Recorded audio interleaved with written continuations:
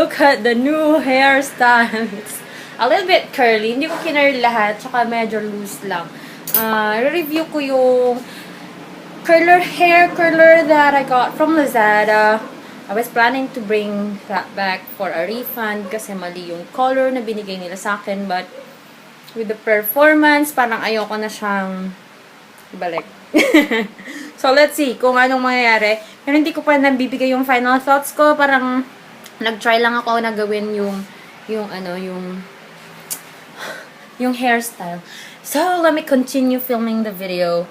Nakakainis lang kasi nag-chainsaw sila. Hindi ko alam baka narinig siya sa video. So, let's see. Sana hindi siya naririnig.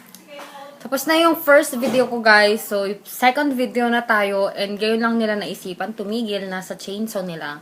Pero ayoko nang i-refilm yung haul ko na yun kasi dalawang beses ko siyang film. Kasi sobrang ingay ng electric fan nung una, yung pangalawa. Yun. So, super ingay pa din ng chainsaw. So, bahala na. Yun lang naman eh. Ano ba yun? I-refilm ko pa ba yun? Wag na. Hindi na. Ganun na. Pagod na ako. Parang nakailang videos na ako Grabe Ingay mapamore. Hey guys! Welcome back to another vlog. Today we're on our way to SM City Rosales to buy gifts for the exchange gift sa hospital. Tapos this Sunday mayroon pa kaming team building.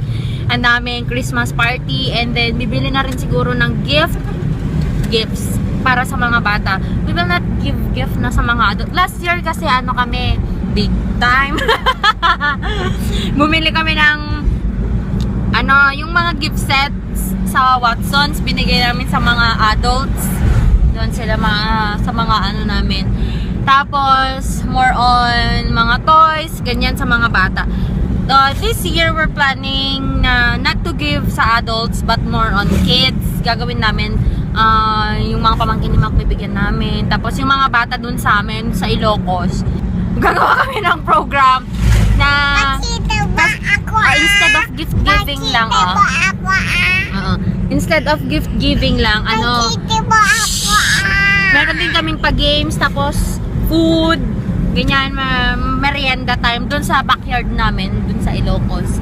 Yun ang plan namin. So we're saving up for them, not for the adults. So hopefully maging naman masayahan kasi yung mga bata dun, guys, talaga hindi naman yung less fortunate mong masasabi, but syempre nasa probinsya, ganun, masaya na sila kahit tigli 5 piso lang ang ibigay mo, 10 pesos, ganun, sobrang saya na ng mga bata dun. Talagang ma-appreciate nila lahat ng ibibigay mo. So ayun, pupunta kami SM Rosales tayo ngayon, and then next week na kami pupunta ng Urdaneta to buy the gifts for the kids na.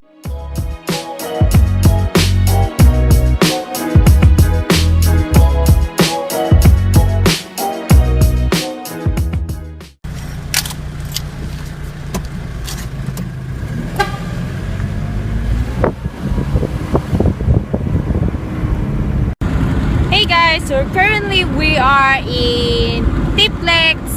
Dito kami sa Binalonan pumasok.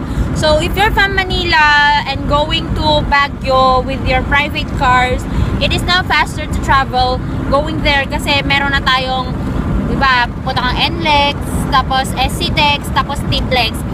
And dun sa amin, sa may Sison, ginagawa na rin yung TPLEX yun, no?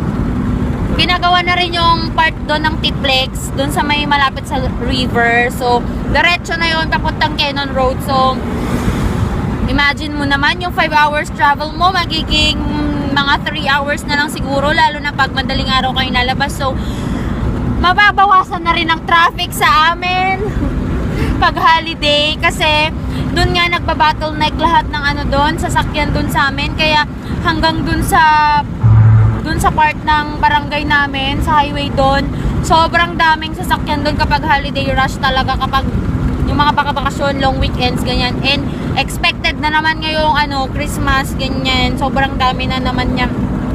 And pag pupunta kayo ngayong Christmas doon, sobrang daming tao sa Baguio pag ganun. So, yun, mag-TPLEX kayo pag pupunta kayong Baguio para mabilis, para mas madami kayong time na mamasyal instead of the travel, very long travel. Sayang talaga. Naiwan ko yung driver's license ko. Hindi ko kasi mahanap yung wallet ko. Wala kasing lawang pera. Gusto ko mag-drive dito.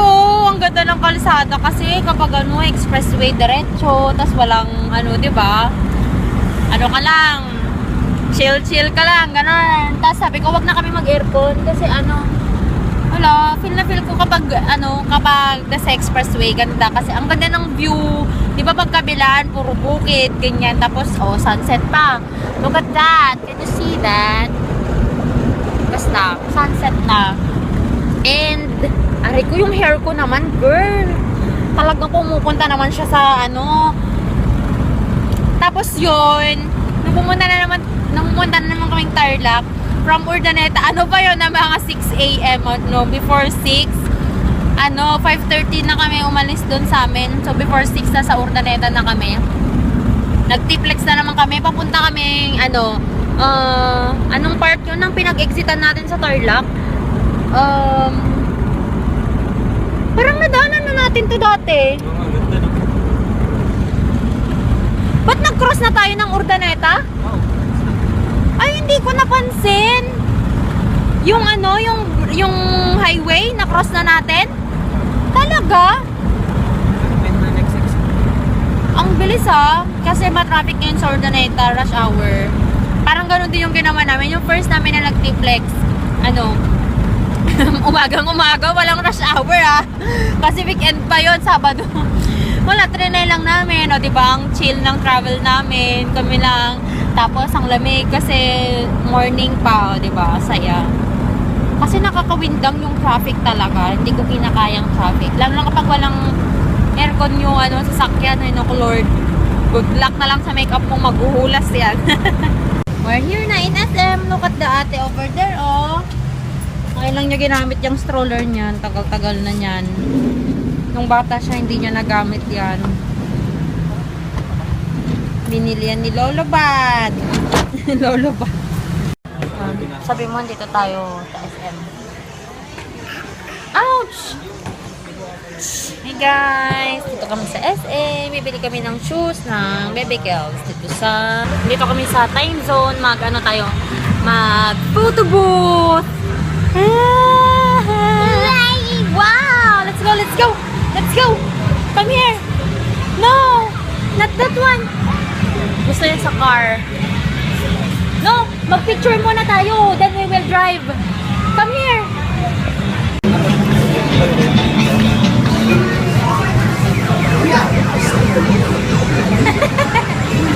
Wait lang! Kuha tayo ng pera!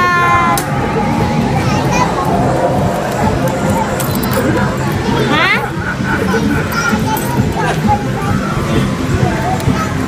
Dito ba? Yay! Oh, ando na sa baba, ate! Ando na sa baba! Yay!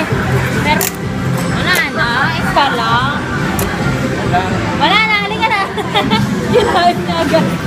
Let's go! Nag-photobot kami.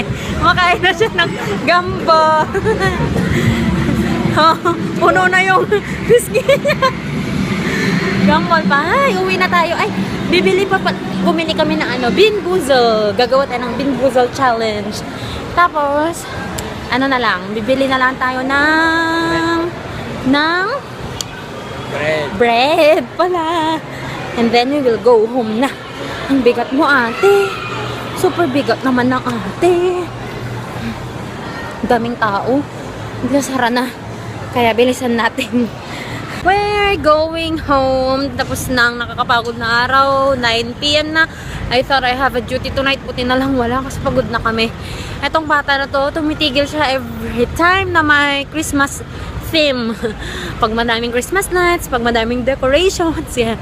Tumitigil siya para magpa-picture. Dito tuon tayo sa bus. Gusto mo nang mag-bus ngayon? Di ba dati ayaw mo mag-bus? Di ba ayaw mo mag-bus? Di ba sasakay ka ng bus mamaya pag pupunta kayong Manila, kayo nila daddy, tsaka ni mami? Anong hindi ayaw mo pumunta sa Manila? Ayaw mo pumunta Manila?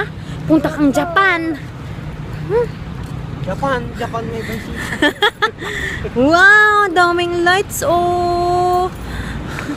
Ano, sige na, sakay na tayo sa car.